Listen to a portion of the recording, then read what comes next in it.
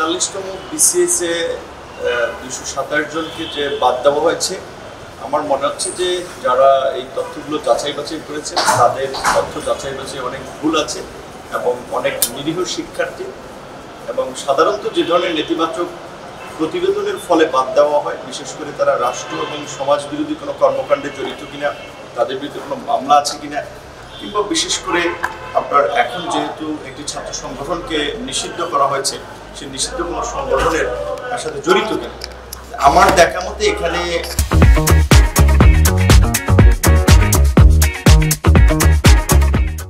অনেকেই আমরা বিশ্ববিদ্যালয়ে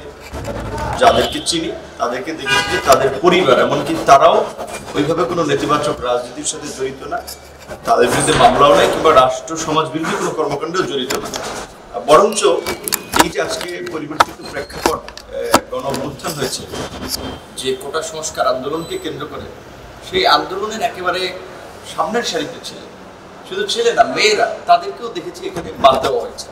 তো আমাদের পরিচিত সহকর্মী বন্ধু এবং অনেক ছাত্ররাই আমার কাছে আমাদের অফিসে এসেছিল, যারা বলেছিল যে তাদের এই বিষয়টি আমরা সচিব মহোদয় সহ সংশ্লিষ্ট কর্তৃপক্ষকে অবহিত করে তাদের পাশে থাকি এবং আমি আজকে সচিব মহোদয়কে সেটা বলে গেলাম যে এখানের যে প্রক্রিয়ায় ইনভেস্টিগেশন করা হয়েছে, অযোগ্য লোককে দিয়ে ইনভেস্টিগেশন করা হয় একটা ভুল আসলে তথ্যের কারণে অনেক শিক্ষার্থী একটা হয়রানির মধ্যে আছে, তাদের বিষয়ে যেন অতি দ্রুত পদক্ষেপ নেয়। এবং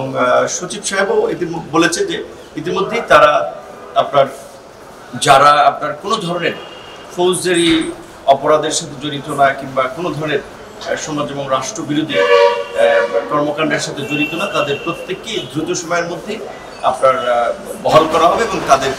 বিষয়ে পদক্ষেপ নেওয়া হবে। তো আশা করি যে আজকে যেহেতু সচিব সাহেব আমার সাথে কথা বলেছে, আমরাও কথা বলেছি এবং উনি নিজেও প্রেসে বলেছে, যারা নিরীহ শিক্ষার্থী বা যারা অন্যায়ভাবে আসলে একটা অন্যায়ের শিকার হয়েছিলেন তারা দ্রুতই তাদের চাকরি ফিরে পাবে। কিন্তু এই পরিস্থিতিতে এই রকমের হওয়ারও কথা ছিল না,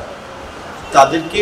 চাকরি ফিরে পাওয়া না শুধুমাত্র, বা তাদেরকে বিসিএস এ যোগদান না, যারা এই ভুল প্রক্রিয়ার সাথে জড়িত ছিল